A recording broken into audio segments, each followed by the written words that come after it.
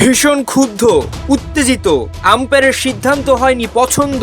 ভারতীয় কাপ্তান তর্কে জড়ালেন, প্রথমে দুই ফিল্ড আম্পায়ারের সঙ্গে, এরপর বাউন্ডারির কাছে গিয়ে চতুর্থ আম্পায়ারের সঙ্গে করলেন উত্তেজিত বাক্য বিনিময়। প্রতিবাদী ভারতীয় ক্রিকেটার ক্রমশ হয়ে উঠছিলেন বেপরোয়া, কোনোভাবেই মানছিলেন না আম্পায়ারের দেয়া সিদ্ধান্ত।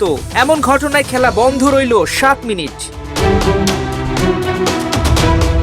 বিতর্কিত এমন ঘটনার জন্ম আইসিসি নারী টি-20 বিশ্বকাপে ভারত নিউজিল্যান্ড ম্যাচে। টস জিতে প্রথমে ব্যাট করছিল কিউইরা। ইনিংসের 14তম ওভারটি করছিলেন ভারতীয় স্পিন অলরাউন্ডার দীপ্তি শর্মা। তার ওভারের শেষ বল লং অফের দিকে খেলে 1 রান নেন অ্যামিলিয়া কের। লং অফে বলটি ধরে থ্রো না করে হাতে রেখে দৌড়ে পিচের দিকে আসছিলেন হারমানপ্রীত কৌর। এই সুযোগে দ্বিতীয় রান নেয়ার জন্য দৌড় শুরু করেন অ্যামিলিয়া ও সোফি ডিভাইন, কিন্তু ততক্ষণে আম্পায়ারের কাছ থেকে ক্যাপ নিয়ে ওভার শেষ করেন দীপ্তি শর্মা। আম্পায়ারও ওভার ডেকে দীপ্তির হাতে ক্যাপ তুলে দেন, আর এতেই বাধে ঝামেলা।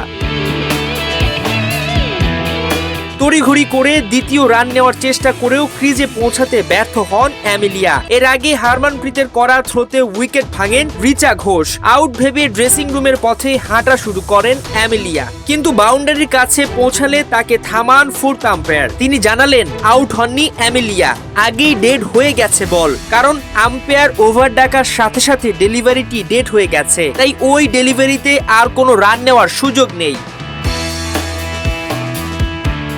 কিন্তু এমন সিদ্ধান্ত মানতে পারেননি ভারতীয় কাপ্তান। মাঠের দুই আম্পায়ার অ্যানা হ্যারিস ও জ্যাকুলিন উইলিয়ামসের সঙ্গে তর্কে জড়িয়ে পড়েন তিনি।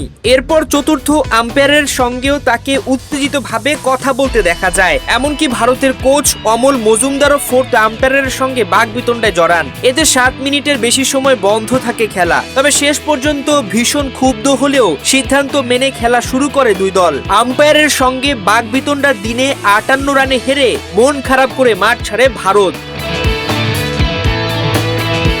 মাহমুদুল হাসান সজীব, 71।